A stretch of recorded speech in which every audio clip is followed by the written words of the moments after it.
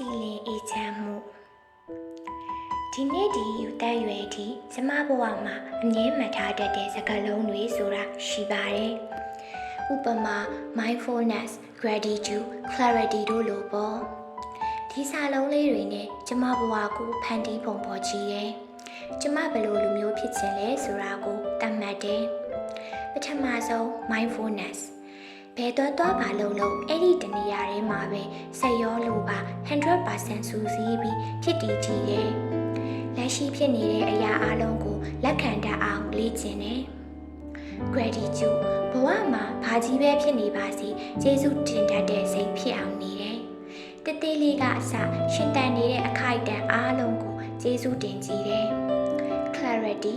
ကျမကစိတ်ကြည်လင်ပြတ်သားတဲ့လူတွေကိုတိတ်ကိုသဘောကျတယ်။အဲ့ဒီလိုပဲကိုယ်တိုင်လည်းစိတ်လေးကိုရှင်းရှင်းလေးပဲထားတယ်။မဆိုင်တာတွေကိုခေါင်းနဲ့မထဲမိအောင်နေတယ်။ကိုယ်အကြောင်းကိုပဲအများဆုံးတွေးရဲ့။ဘဝမှာမဆိုင်တာတွေကိုဖြုတ်ချတတ်လေလေဘဝကနေရတာပိုပြီးရိုးရှင်းလာလေပါပဲ။အခုအချိန်မှာတော့ကျမပုံဖော်ကြည့်ရဲ့နောက်ထပ်စာလုံးလေးနှလုံးကိုထပ်ပြီးဖတ်မှတ်ခဲ့ရတယ်။အဲ့ဒါကတော့ calm and cool တဲ့မြန်မာလိုဆိုရင်တော့ကြည်လင်တည်ငြိမ်အေးချမ်းတော်လို့ပြောရမလားပေါ့ဒီဘက်ခေတ်မှာလူတွေကပိုးပြီးလောင်လာတတ်ကြတယ်နေ့စဉ်ဘဝကပူပင်တော့ကာတွေဆိုရှယ်မီဒီယာပေါ်ကအလောင်းဇလန်းတွေတိတ်ကိုများလာပါတယ်ပြင်ပလောကရဲ့လောင်မြိုက်မှုတွေရဲ့တက်ရောက်မှုကကိုယ်တွင်းတောက်လောင်မှုစီဓာတ်ရိုက်ထိလာတတ်တယ်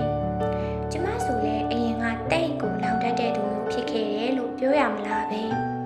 အဆိုးဆုံးကတော့ကျမကလက်ရှိချိန်မှာဖြစ်မလာသေးတဲ့အနာဂတ်ကိုကြိုတွေးပြီးစိုးရိမ်ပူပန်တတ်တာမျိုးစိတ်ကပူလောင်နေတော့ဘာလို့အဆင်မပြေပိုပြီးစိတ်တက်ကြတာမျိုးတွေဖြစ်လာတော့တာပေါ့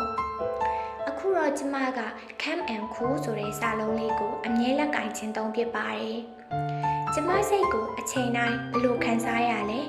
How do you feel now လို့မေးကြည့်တိုင်းငါစိုးရိမ်နေတာပဲငါလောင်နေတာပဲဆိုတဲ့အဖြေကိုရတဲ့အခါ Okay, calm and cool လို့တတိပေးပြလာတယ်။တက်လေးရှူသွင်းရှူထုတ်လုပ်လိုက်ပြီးလက်ရှိအချိန်မှာစိတ်လေးကိုပြန်ထားလိုက်တယ်။အခုအချိန်မှာငါအကောင်းဆုံးလုပ်နိုင်တာဘာလဲကိုမြင်အောင်ကြည့်ပြီးအဲ့ဒီအရာပေါ်ပဲအာရုံစိုက်ကြည့်လိုက်တယ်။အမှန်တိုင်းပြောရရင်အစာပိုင်းတော့တော်တော်ခက်ပါတယ်။ကျမအတွက်ကလောင်ခြင်းဆိုတာအကျင့်ဖြစ်နေပြီကို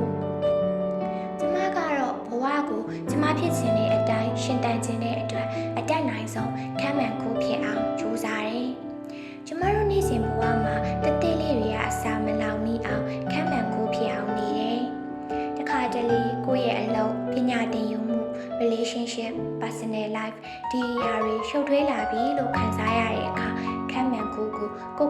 ပြန်တတိပေးလိုက်တယ်။တစ်ခုချင်းစီကိုအကန့်တွေပြန်ခွဲပြီးအားလုံးမှာခံမှန်ကိုဖြစ်အောင်နေတယ်။ကျမဘဝရဲ့အစိပ်ပိုင်းတိုင်းမှာအောင်မြင်ရမယ်လို့မတတ်မှတ်ထားပါဘူး။ဒါပေမဲ့အေးဆေးတည်ငြိမ်စွာတော့ဂိုင်းတွယ်နိုင်ရမယ်။ဒါဟာလှပတဲ့ feminine energy တစ်မျိုးပဲလို့ကျမကတော့လက်ခံထားပါတယ်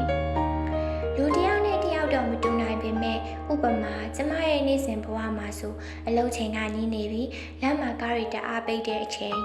ကိုမှတ်တိုင်ရောက်ခံပြီးမှကိုစီးမဲ့ကားထွက်သွားတာကိုလမ်းမြင်မိတဲ့အချိန်ရေးရမယ့် assignment တွေများလို့ပူထူလာပြီလို့ခံစားရတဲ့အချိန်ချက်စရာစာတွေရရှိပေမဲ့ဘာစာကိုမှအာရုံစိုက်မရတဲ့အချိန်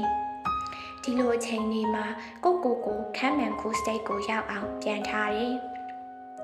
လူမှုဘဝမှာဆိုလဲကိုနဲ့အတွေးခေါ်မတူခွဲခြားချက်တွေကိုလက်ခံပေးရတဲ့အခိုက်အတန့်တွေကိုနားလည်မှုလွဲခံရတဲ့အခါတွေကိုလိုချင်တဲ့အဖြေကိုချက်ချင်းမရနိုင်တဲ့အချိန်တွေ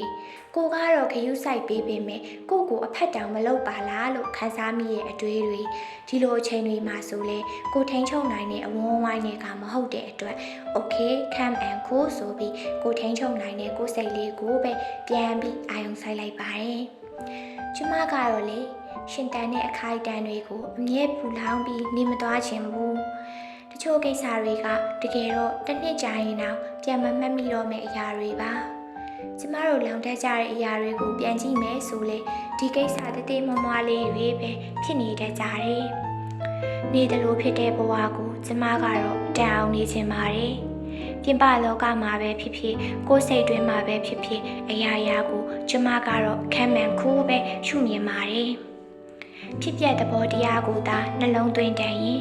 ဘယ်အချိန်နေမှာပဲဖြစ်ဖြစ်ထမ်းမှန်ခိုးဖြစ်အောင်ကြိုးစားနေမယ်ဆိုတဲ့စိတ်ကိုကောင်းကောင်းပုံဖော်နိုင်မယ်ဆိုတာကျမဖြင့်ယုံကြည်နေတော့တာပါပဲ